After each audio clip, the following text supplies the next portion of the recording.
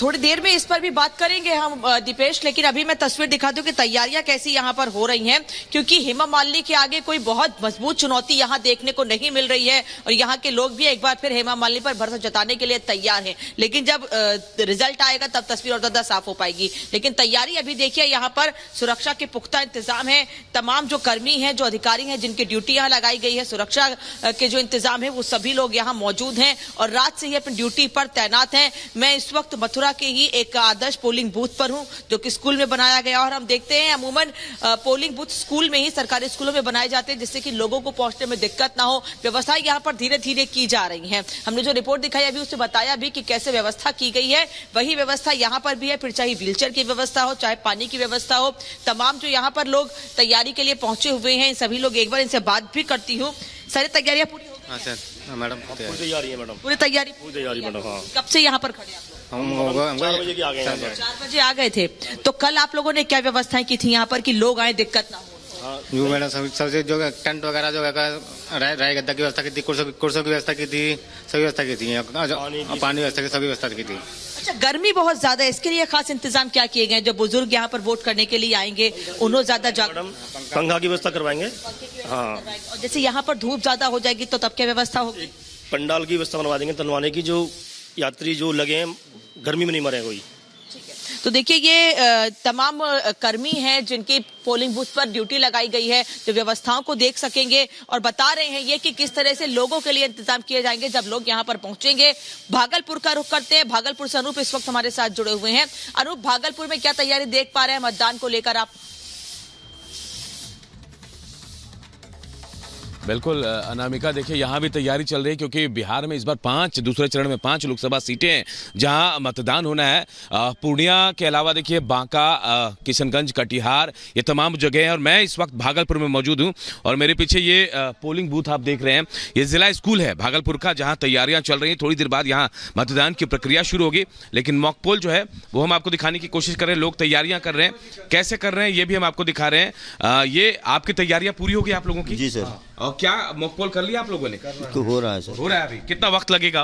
अभी लगेगा 15 से 20 मिनट लगेगा। और क्या खास व्यवस्थाएं की हैं आपने, क्योंकि वोटिंग परसेंटेज भी कम हो रहा था, गर्मी बहुत ज्यादा है, इसके लिए क्या व्यवस्थाएं? इसके लिए पानी की पीने की व्यवस्था की गई है और शेड भी लगाया गया है। तो इस बार की व्यवस्था कुछ अलग दिख रही है, व्यवस्था अच्छी है, अभी तक तो कोई परेशानी नहीं हो रही है।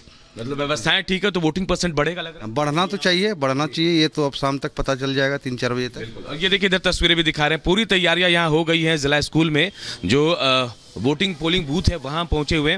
और अगर हम मुकाबले की बात करें तो यहाँ देखिए सीधा सीधा मुकाबला एनडीए वर्सेस इंडिया गठबंधन है। जी हाँ, अजीत शर्मा कांग्रेस से जो ताल ठोक रहे हैं और वो 1989 के दंगे के बाद कांग्रेस को जिताने के पूरा दारोमदार उनके ऊपर टिका हुआ। तो दूसरी तरफ अजय मंडल है और बीजेपी का साथ है जदयू के अजय मंडल को, और कहा यह जा रहा है कि मुकाबला इन्हीं दोनों के बीच है। भागलपुर से इस वक्त हमारे साथ जुड़े हुए हैं और एक बड़ी टीम रिपब्लिक भारत की तमाम सीटों पर इस वक्त मौजूद है, जो वहां के हालात आपको बता सके और किस तरह से तैयारियां की गई हैं, क्या समीकरण है, इस पर भी हम बात कर रहे हैं। राजस्थान की हॉट सीट है जोधपुर, जहां से गजेंद्र सिंह शेखावत एक बार फिर मैदान में है। जनता कितना भरोसा जताएगी उन पर, यह वक्त बताएगा। लेकिन प्रियंका, क्या तैयारी है जहां पोलिंग बूथ पर आप हैं, वहां क्या देख पा रही हैं? देखिए, अपने दर्शकों को हम बता दें, इस वक्त मैं न्यू गवर्नमेंट स्कूल पर हूं और यहां पर ठीक 7:30 बजे गजेंद्र सिंह शेखावत जो है वो पहुंचेंगे मतदान के लिए। और लगातार उन्होंने लोगों से भी यही अपील की थी कि पहले प्लीज आप जाएं, घर से बाहर निकले, मतदान करें और फिर जलपान करें। ये तीसरी बार है जब बीजेपी ने गजेंद्र सिंह शेखावत पर अपना दांव आजमाया है और यहाँ पर जो कड़ी टक्कर है वो राजपूत वर्सेज राजपूत की है। अब ये देखना होगा कि किस राजपूत पर जनता भरोसा जताती है। लेकिन अगर यहाँ पर हम पीछे सवाई माधोपुर की बात करें, जोधपुर की बात करें या आगे झालावाड़ की बात करें, यहाँ पर तीनों ही तरफ बीजेपी के वो प्रत्याशी हैं जिन पर एक नहीं, दो नहीं, बल्कि किसी पर तीसरी बार तो किसी पर 5वीं बार बीजेपी ने दांव आजमाया है। आज राजस्थान की 13 सीटों पर मतदान है, कुल मिलाकर 25 सीटें हैं और आज जो है पूरा जो 25 सीटों का एक चुनाव है वो आज पूरा समाप्त हो जाएगा। अब ये देखना होगा कि पिछली बार जो वोटिंग परसेंटेज कम था, आज वो ज्यादा होगा या नहीं होगा, क्योंकि जोधपुर को सन सिटी और ब्लू सिटी कहा जाता है। इस नीली नगरी में तापमान इतना ज्यादा होता है गर्मी का कि लोग अपने घरों से निकलने में थोड़ा सा परहेज करने लगते हैं, लेकिन जितना जल्दी वो जोधपुर में क्या तैयारी है और जोधपुर के लोग कितना वोट करने के लिए निकले, ज्यादा से ज्यादा वोट करने के लिए निकले, इसके लिए क्या तैयारी है, ये प्रियंका बता रही हैं। लोमस का रुख कर लेते हैं जो इस वक्त गौतम बुद्ध नगर से हैं। नोएडा से महेश शर्मा को एक बार फिर टिकट दिया गया है लोमस। थोड़ी देर में मतदान शुरू हो जाएगा और ये कहते हैं कि बड़े शहरों में दिल्ली एनसीआर में लोग देर से वोट करने को निकलते हैं, लेकिन छुट्टी ना समझे लोग इसको मतदान करने के लिए पहुंचे। इसके लिए लोगों को कैसे जागरूक किया गया? बिल्कुल साफ तौर पर अनामिका आप देख सकते हैं कि कुछ ही देर के बाद ये मतदान शुरू हो जाएगा। आपको बता दें कि यूपी में आज 8 सीटों में मतदान होना है, उसमें से गौतम बुद्ध नगर भी एक सीट है जहां आज मतदान होंगे। साफ तौर पे यहां पे बीजेपी ने तीसरी बार महेश शर्मा पे भरोसा किया है, उनको तीसरी बार टिकट दिया है, लेकिन उनके सामने जो दूसरे तमाम पार्टी के उम्मीदवार हैं वो काफी बड़ी चुनौती पेश कर सकते हैं। हालांकि आप साफ तौर पर देख सकते हैं महेश शर्मा को लेकर के ये कहा जा रहा है कि जो 2014 में उन्होंने करके दिखाया, जो 2019 में करके दिखाया, वो 2024 में भी करके दिखाएंगे। लेकिन जो विपक्षी हैं, जो इंडिया गठबंधन के लोग हैं और जो उनके उम्मीदवार हैं, साफ तौर पे वो कहते हुए नजर आ रहे हैं कि इस बार मामला काफी टाइट है। लेकिन आपको बता दें कि जो पोलिंग बूथ है वहां पे विशेष इंतजाम किए गए हैं, क्योंकि आप देखते हैं कि दिल्ली एनसीआर के लोग काफी देर से वोटिंग करने के लिए निकलते हैं। लेकिन हमने ये भी देखा कि जो पोलिंग बूथ है वहां पे अभी से भीड़ लगना शुरू हो गया। जो वोटर्स हैं अभी से भीड़ लगा करके वहां खड़े हो गए, क्योंकि कुछ देर के बाद जैसे दिन चढ़ेगा वैसे वैसे गर्मी तेज हो जाएगी। चलिए, अच्छी बात है कि कम से कम नोएडा में लोग बड़ी संख्या में वोट करने के लिए निकले और सुबह से ही, अगर 1 घंटे पहले से ही मतदान शुरू होने के लिए लाइन लगा चुके हैं लोग, तो अच्छी बात है कि लोग जागरूक हो रहे हैं, वोटिंग परसेंटेज बढ़े, इसकी भी उम्मीद की जा रही है ज्यादा से ज्यादा नोएडा में। अनामिका सिंह अमरावती से इस वक्त हमारे साथ जुड़ रही है, अमरावती का रुख करते हैं। अनामिका सिंह, क्या तैयारी अमरावती? नवनीत राणा मैदान में है, पहले निर्दलीय और अब इस बार बीजेपी के टिकट पर।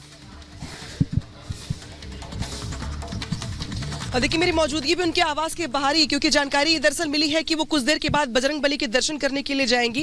इसके बाद सबसे पहले अपना वोट कास्ट करेंगे, इसके बाद वो क्षेत्र में जाएंगी बाहर घूमने के लिए। लेकिन देखिए, जो मेरी मौजूदगी है इसके ठीक बगल में आप जो पोलिंग बूथ देख रही हैं इसी गली के आगे, वहीं पर जाना नवनीत राणा को। लेकिन इसके पहले वो बजरंग बली के मंदिर जाएंगी जो उन्होंने खुद बनवाया हुआ है। अगर अमरावती की फाइट की बात की जाए तो इस बार उनका मुकाबला कांग्रेस के बलवंत वानखेड़े से होने वाला है। बलवंत वानखेड़े इसी लोकसभा के अंतर्गत आने वाली दरियापुर सीट से विधायक है और इस बार चुनौती भी है। हालांकि महत्वपूर्ण बात यह है दरअसल इस सीट को लेकर कि इस बार न ही एकनाथ शिंदे के गुट से कोई प्रत्याशी है, न ही उधर सेना के यहाँ पे कोई प्रत्याशी है, यानी कि जो सीधा मुकाबला है सीधे सीधे बीजेपी कांग्रेस के बीच में ही दिखाई दे रहा है। पिछली बार नवनीत राणा ने अच्छी मार्जिन के साथ यहाँ पे जीत हासिल की थी और इस बार भी दरअसल जिस तरीके से महिला सम्मान को लेकर यहाँ पे हमने प्रदर्शन देखा, नाराजगी देखी लोगों में, नवनीत राणा के समर्थन में लोगों ने यहाँ पे जिस तरीके से नारेबाजी करते हुए संजय राउत से माफी मांगने की अपील की, इसके बाद से ये जो सीट का मुकाबला है काफी दिलचस्प हो चला है। और माना दरअसल ये जा रहा है कि जिस तरीके से महाराष्ट्र की अगर बात की जाए, तापमान यहाँ भी लोगों को परेशान अब ये देखने वाली बात होगी कि आखिर क्या होता है, क्योंकि आज कई ऐसे दिग्गज हैं जिनकी किस्मत दांव पर लगी हुई है और 88 सीटों पर आज अब से कुछ देर बाद मतदान शुरू होने वाला है। फिलहाल बहुत बहुत शुक्रिया आप सभी का हमारे साथ चर्चा में जुड़ने के लिए। बन रही है, आगे भी आपसे चर्चा करेंगे और अब नजर डालते हैं 2 मिनट में भारत पर।